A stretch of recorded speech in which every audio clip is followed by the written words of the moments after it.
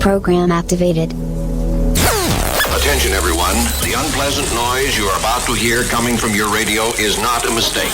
Okay, first things first, what is your name? This is Big Sonny playing the best of the 90s and beyond.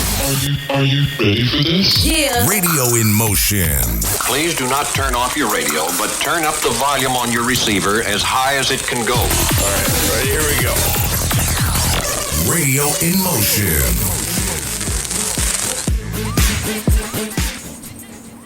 Rob Bass and DJ Easy Rock, It Takes Two. Before that, Paper Doll by PM Dawn, one of my favorites there. Thank you for joining me tonight on Radio Motion, tonight's 90s Nights. Right now, we're going to have another installment of The Ugly Truth. And the truth can be ugly, folks, and it can even hurt sometimes, but it will set you free. And tonight, I suppose there's a lighter thing at the end I want to talk about. There's this robot that's going to be patrolling the subways in New York City, which I think is hilarious. But I suppose I wanted to touch on what's leading to all this with, why aren't there just normal police down there? And what's all this defunding the police and what did they do wrong? I'll be honest, it goes back to, in 2020, especially in America, in Minneapolis. There were riots all around the country. And, during lockdown, the thing that brought people out wasn't lifting of lockdown. It was riots, because that's what you want. You want a good riot during a pandemic. But I suppose I want to say, the truth does matter. And by all means, don't just listen to me. Go out and find these facts for yourself, because I do believe an individual is smart. But a group of people, packs of people, and they can be just wild, panicky animals. That's the problem. So as an individual, I think we can be smart. And, don't be woke when you can be awake, I say. So let's be awake to the truth. And going back to those riots, I'm sure you've heard this name floated around, has become an icon in the wrong way. That's why I say you need to really choose your heroes right, if that's the narrative that you want to draw from, to embrace any idea that you want to move forward, and that's George Floyd. So the death of George Floyd was huge. That was what sort of sparked the riots in America, and we never really found out about George Floyd except, well, he must be good because cops bad. Good, cop bad. So that's the end of the story. It doesn't matter. And he's African American, so already automatically during that time with those tensions, he was automatically good. And I think that's sad. I think people of any race and creed and gender, there's only two types of people. There's decent people and indecent people. You're either on the track to being helpful and being of service and purposeful and part of society, or you're not. Simple as that. And that can be any color and creed on earth. You're either trying to live on this earth and help your fellow man, or you're not. As simple as that. So never assume something because mainstream media feeds it to you. So, specifically with that, the death of George Floyd, it was all about the boot on the neck. That was a big thing. And that the cops killed him through asphyxiation. Well, would you be surprised to realize that that's not what caused his death? Nothing to do with asphyxiation. Who did die? 24 people died during the riots. Billions of dollars of damage. People lost their businesses. They lost their livelihoods. Still feeling the effects. All of America, I'll be honest, is still feeling the effects of the riots.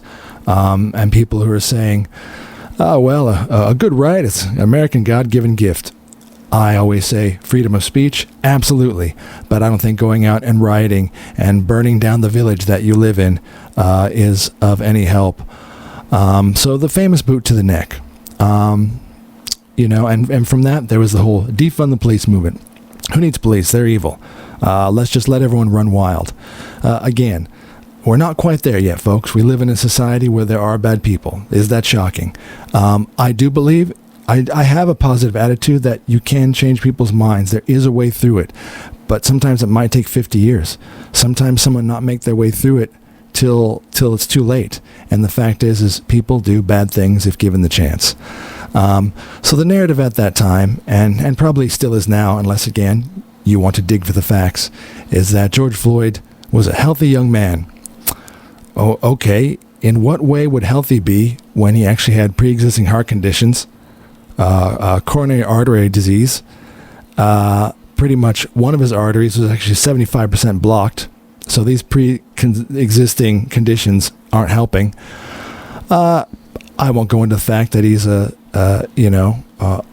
woman beater and a thief and a drug abuser, drug peddler, and because of that, had methamphetamines and 11 milligrams of fentanyl in his system at the time, not to mention more than likely having COVID.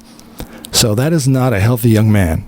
This is a person that, if he were sitting at home doing these drugs with that much fentanyl and methamphetamines in his system with these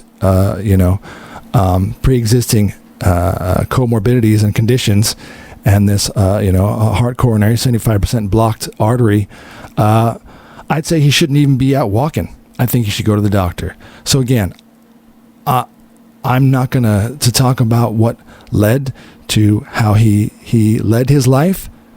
That is a different story. We all make choices in life and how we get there. Sometimes we do, sometimes we don't. Sometimes it's fate, sometimes it's by our own hand. I'm just talking about specifically, it was all about cop bad, criminal good.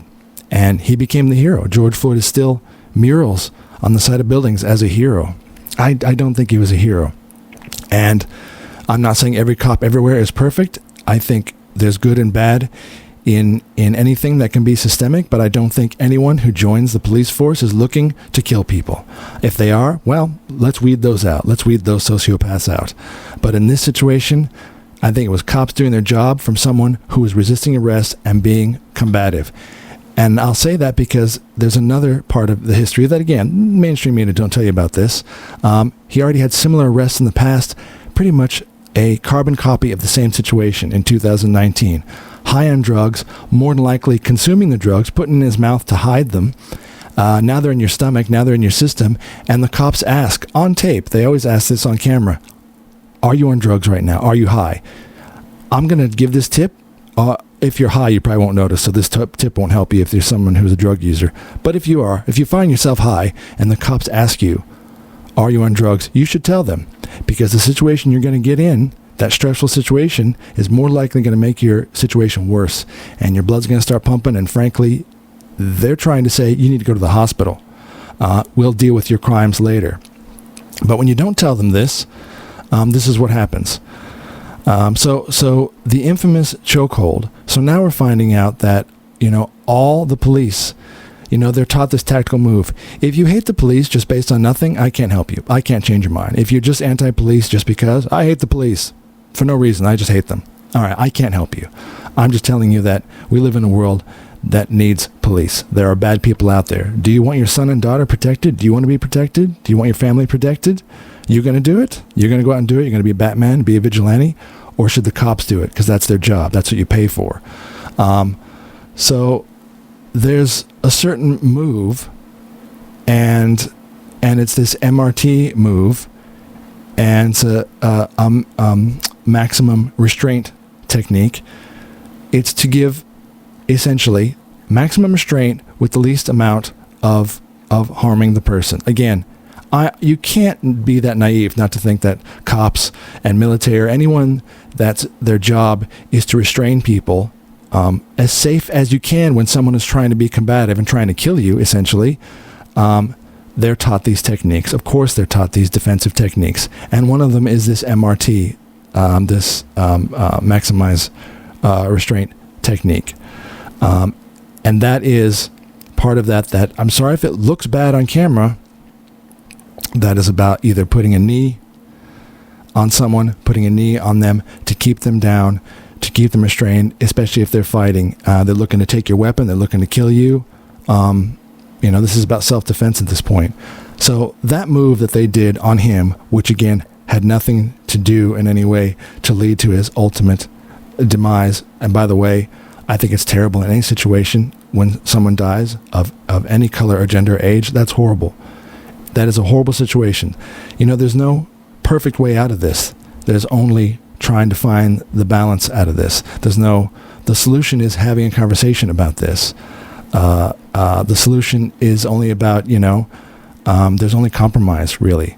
And that's what you have to do. You have to have that conversation and decide where the balance is.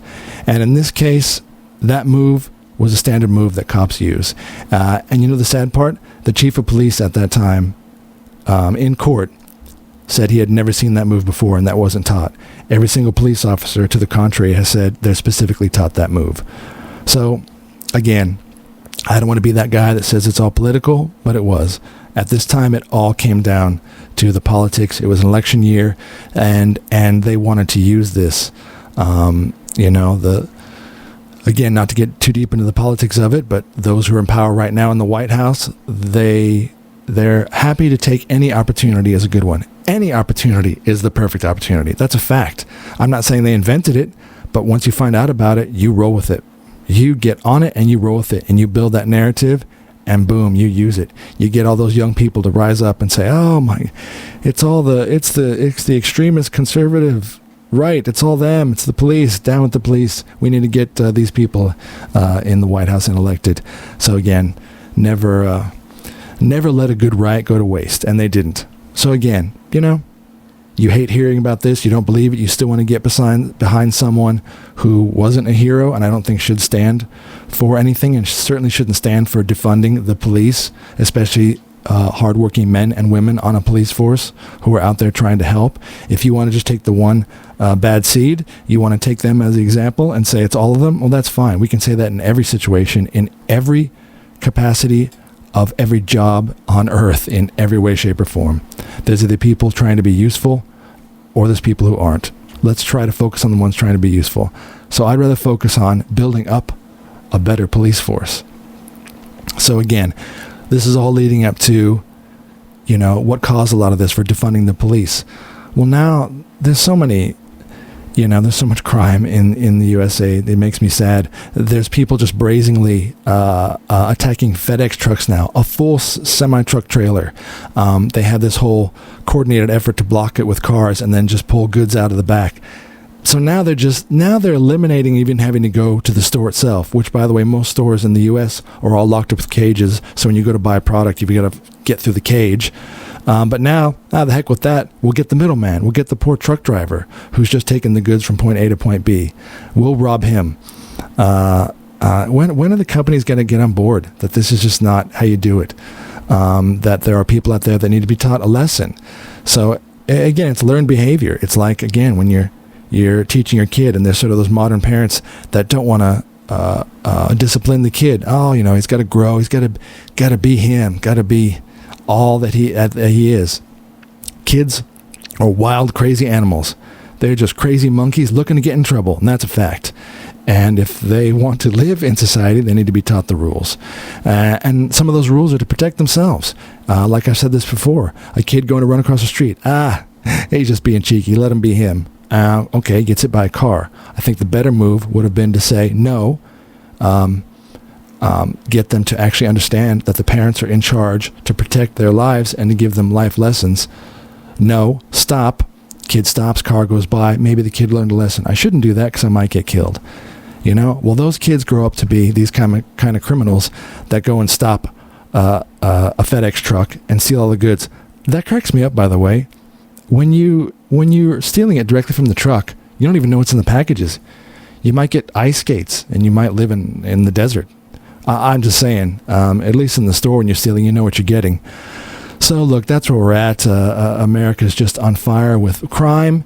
And so here's the solution. So here's the funny part I'm leading to. The solution seems to be robots. So there's this new K5 robot that they have in New York City. And it pretty much, it looks like Baymax from Big Hero 6, the big inflatable white robot that just looks completely docile and innocent. That's what the thing looks like a bloated R2-D2. K5 robot is going to patrol the subways because, believe it or not, violent crime is up over 50% in New York City in the subways. Well, there's no cops down there. So this K5 robot is going to keep you safe. Well, they were interviewing people down there, and nobody feels safer. seeing this inflated sort of R2D2 rolling around in white and blue, the NYPD colors, armed with a camera and a panic button. Yay, a panic button.